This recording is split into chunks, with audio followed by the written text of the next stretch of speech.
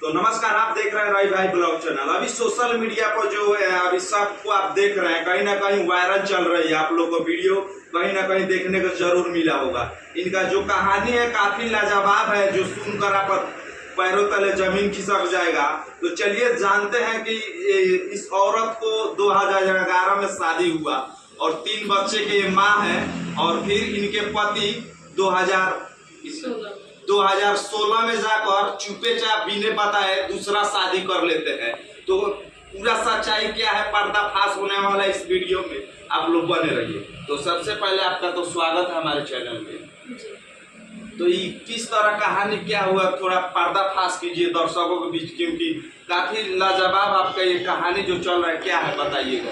देखिए, मैं क्या बोलूँ उस इंसान को, उसके मुँह लगना।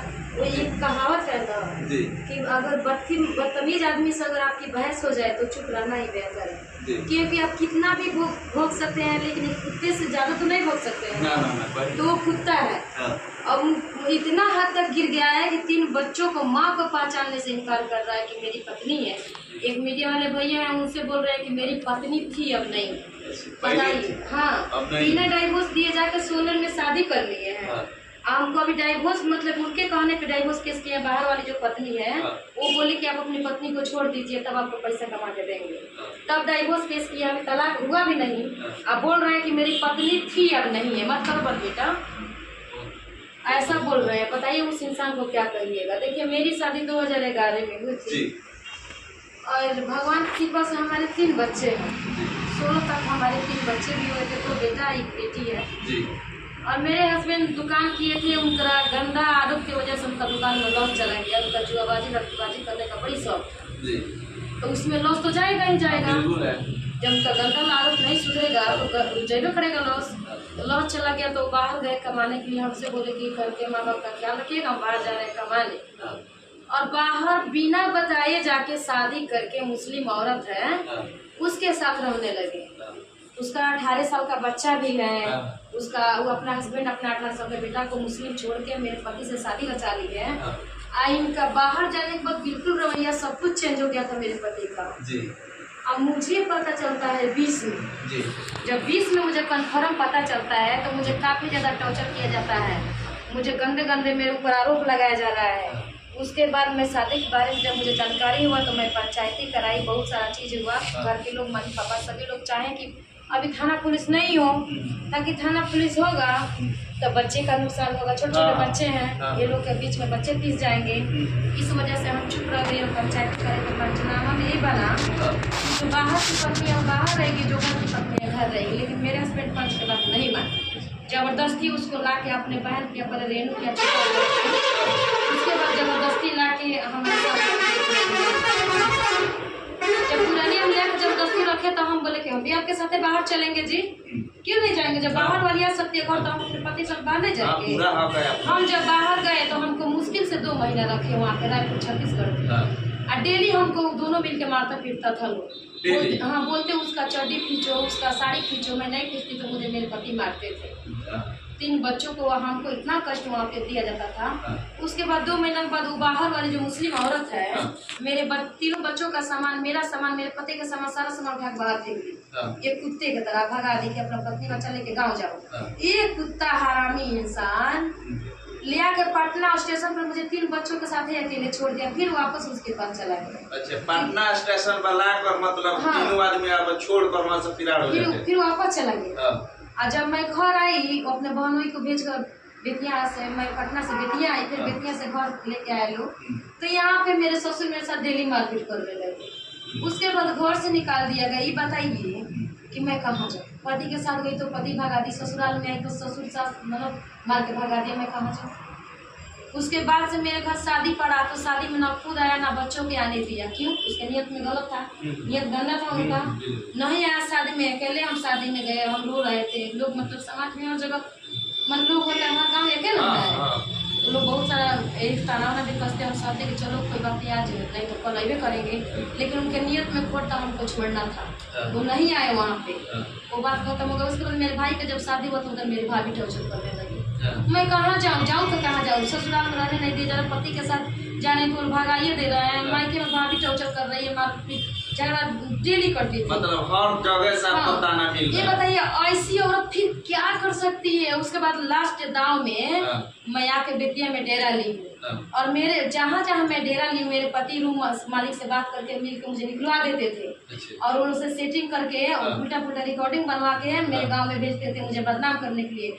इतना घटिया और गिरा हुआ कोई इंसान क्या हो सकता है। पहले शादी किए उसके 13 साल बाद एक पत्नी को भी छोड़े हैं। सबसे पहले उनकी शादी भी हो सकी थी। सबसे पहले भी आपसे पहले भी एक शादी हुई थी। तो उसको 13 साल बाद मेरी ननद रेनू मंटू पांडे ससुर और मेरे पति तीनों लोग मिलकर रंग अकेला के पानी मिला के पिला दिए कि उसको बच्चा ना हो। तो उस पे ये मतलब गलत आरोप लगाया जाए कि उसको बच्चा नहीं हो रहा था हमसे शादी किया लोग।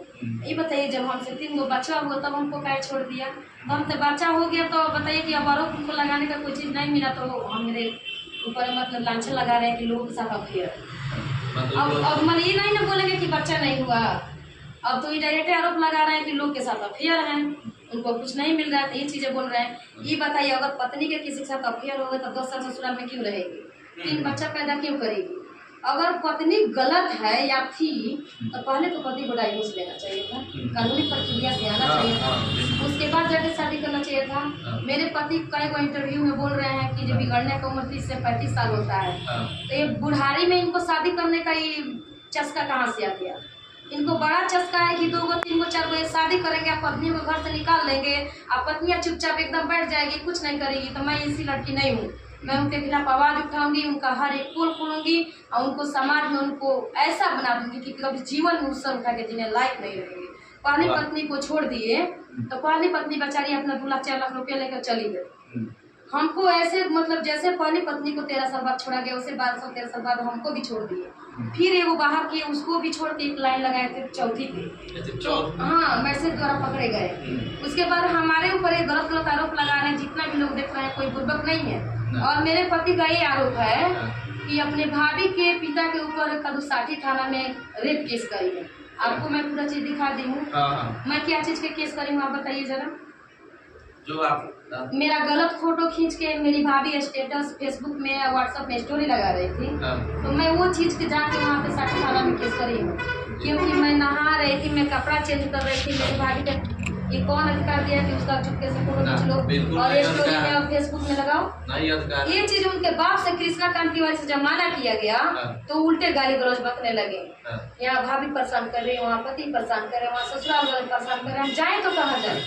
हर जगह से हमको परेशान किया जा रहा है। तो ये तो पहला बात कि आपको हम सारा दिखा दिए। तब जब हम इन फोटो को लेके केस किए हैं कि मेरे गलत फोटो लगा रही है तो उनकी मम्मी रानी देवी है वो जाके खुद अपने दामाद के ऊपर रेप केस कर दिया कि साठी बसंतपुर मोड़ पे मेरे साथ रेप किया। तो कोई बताइए कोई रोड पे मोड़ पे कोई रेप करेगा किसी का पब्लिक के सामने। अब पहली बात सारा पब्लिक भी पूछ रहा होगा। बताइए अब देखिए एक बात तो मेरे पति का यहाँ गलत हो गया जो कि बता रहे हैं कि भाभी के पिता के ऊपर का मैं रेप केस करी हुई बात गलत है। मेरी भाभी मेरा गलत फोटो नहाते समय कपड़ा चेंज करते समय खींच के स्टोरी लगा रही थी। मैं वो चीज की केस करी हूँ। आपको फोटो सेंड कर दूंगी फोटो दिखाना पब्लिक हम डाल देंगे डिस्प्ले पर डाल देंगे आप देख लीजिए। मेरे पति का पहले बात तो ये गलत हो गया। और मेरे भाभी की मम्मी जो केस करी है मेरे भाई यानी कि वो अपने दामाद अपने समधी के ऊपर रेप केस उनकी मम्मी करी है मेरी भाभी की मम्मी। ये बात गलत हुआ ना। मेरे पति तो यहाँ पे गलती पकड़ा गया। अब दूसरी गलती उनकी मैं ये प्रूफ कर रही हूँ। प्रूफ नहीं करना चाहती मैं अपने पति को कोई प्रूफ नहीं देना चाहती हूँ पब्लिक को प्रूफ दे रही हूँ ताकि पब्लिक वो तो खुद गलत इंसान है उसको मैं क्या प्रूफ देंगे। गंदे घटिया इंसान उनको अगर हम सही होंगे ना तो उनको कोट फूट जाएगा उनको जीते में उनका सारा शरीर में कीड़ा लग जाएगा दुनिया पूरा देखेगा। कहीं ना कहीं जब आप सही है तो एक औरत का शराब लगता है लगेगा। और जितना भी लोग देख रहे हैं आप लोग देख लीजिए यहाँ से पास से थोड़ा दिखा रहे हैं। ये कब का है डेट यहाँ है।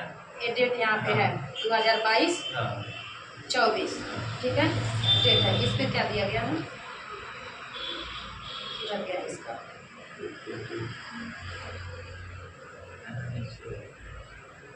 आज थोड़ा धुंधला दिख रहा है। उठे उठे क्या करें दिया होगा इस पे यहाँ पे दे रहा है 2024। हाँ। वो 2022 का एग्जाम है, 2024 का 24 है। का जो यहाँ पे +2 अलग जाओ बेटा, अलग जाओ, मैं दिखाऊंगा। ये कॉलेज +2, यहाँ पे +2 लिखा हुआ है, +2। अब चलिए आगे जाइए, मैं आगे जाइए, समझा। आगे जाइए। वहाँ जाओ, मेरे को दिखा दो। वहाँ जाओ। यहाँ पे देखो, यहाँ पे क्या लिखा है, +2 हाँ लिखा है ना। हाँ, ये 10 नहीं तो ये मैट्रिक का +2 हाँ। ये है मैट्रिक का और ये है +2 का। जाइए वहाँ पे, अभी जो बनाइए। चलिए, हाँ, जो अभी लाइव आप लोग को दिखा दिया और इससे रिलेटेड जो बात अभी होने वाला है मैं आप लोग बता को- रही जी हूँ। और मेरे पति का कहना है कि 2022 में मैं अपने पत्नी को 10th का एग्जाम दिलवाई। जी ये बताइए, वो 21 में मेरे ऊपर आरोप लगा रहे हैं कि किसी और के साथ भाग गए। उसके बाद वो मुझे 10th का एग्जाम दिला दिए। ये कहाँ तक सही है? अब बताइए, आप बताइए, जब पत्नी भाग जाएगी तो पति पढ़ाएगा? कहाँ से पढ़ाएगा? नहीं पढ़ाएगा। नहीं मैं अपने पढ़ाएगा। मायके से पढ़ाई करी हूँ 10वीं क्लास की। हाँ, उसके बाद +2 के एग्जाम अभी 22 में दी हूँ मैं, 24 में, 24 का 2024 में मैं पिता के ऊपर गलत केस करी है, वो बिल्कुल झूठ है। मेरे पति का आरोप है कि पढ़ी लिखी नहीं है, ये बिल्कुल झूठ है। 2 तक पकड़ा गया ना।